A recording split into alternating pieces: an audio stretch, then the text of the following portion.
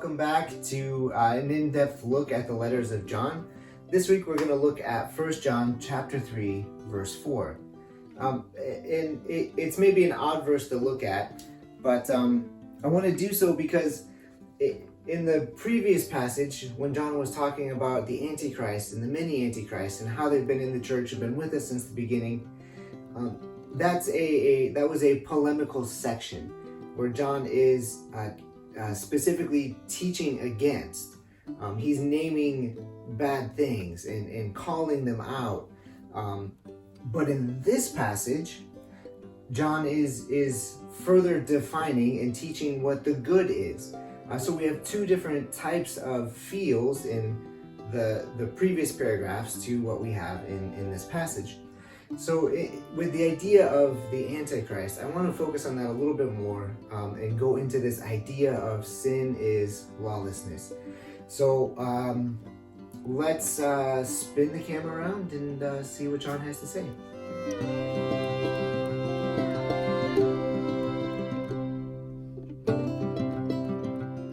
So here's our passage for today, and as you can see right now, it's blank because we're going to spend a few minutes to get it all nice and colored and pretty.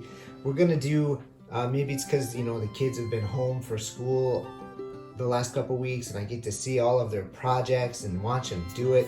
I feel like we should be doing some more coloring and some more math. So we're gonna kind of do some math, at least the kind of math that I do, and some coloring.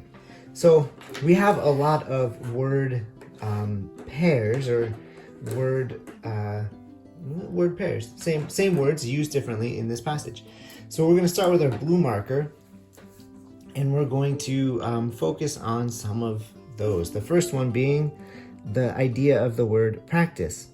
So poion and poie are the same word, and we see that in English too. Everyone who practices. So we see this great word pair coming in here.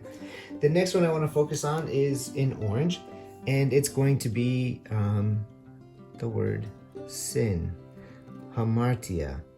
And if you would like to study that word in depth more and see what it means in the Bible, we do have a great teaching series called The Words of the Bible that's also on YouTube, where one of the whole focus of that Sunday is the word hamartia. So I would encourage you to check that out if you haven't yet. The next word pair that we see is the word lawlessness. A very fun word.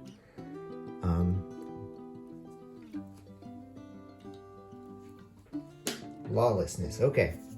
And the last one, just for good measure, because it's always good to pay attention to our verbs, we will highlight our last verb, the verb estin, or the verb is in Greek. So what do we have going on here? Well, we're going to look at the English to try to make it a little bit clearer, and then we'll kind of pick it apart in the Greek, because this week there's a lot of extra information in the Greek words. So what we see here in our ESV translation is that this verse can really be broken down into two clauses. And the ESV did a good job translating this and putting the semicolon here, because what it means is that this clause it could be a standalone sentence, but the concept behind this clause is so closely connected to the previous thought that it doesn't really stand alone by itself. You almost need the two to go together for it to make sense. So that's the purpose of the semicolon. It could be its own standalone sentence, but the ideas are so closely connected that you need to keep them together. In some ways, this is a form of parallelism, again, where this second clause really acts as a summary statement to what the first clause says, but we can't separate it. We need the information in the first clause for this second clause to make sense. So the next thing I want to point out is that, you guys see it here. Sin is lawlessness. we could really get rid of that word is and just put an equal sign there. Sin is lawlessness, or sin equals lawlessness. And that's a bold statement. And let that hit you for a second, that sin equals lawlessness. But before we really get to, the point where we realize that our whole lives are lawlessness, we need to understand this with a little bit greater context. So we're going to jump up from here, from this first part of practice. We're going to go up to the Greek and we're going to talk about it in the Greek. So let me focus in a little bit more on that. So this word here, it is a participle. And for those of you who remember your middle school grammar classes, you know that means it's a verb that's acting as a noun. So that gives us a really interesting understanding, because this means that the action is one of sin, but it also means that the state is one of sin. So because this is a participle, it has the noun understanding and the verb understanding, and they're mixed together. You can't separate the one from the other. You can't just say it's an action. You can't just say it's a state. It's both and. So when we put that together, it means that there is both the action plus the state. So what does that mean? Well, it means that something is going on here where the practice of sin is such that it defines who you are. It has become a lifestyle. It has become your character. It is simply the way you think and act and do. But that's not all. Because we are all fallen people living in a fallen world, it can be easy to take that type of designation on ourselves, but that's not really what it's saying either. Before we can get to the idea that sin is lawlessness, we have another piece. If we look at this word here, kai, in its meaning of also, we can kind of add an addition sign. Like I said, this is my kind of math.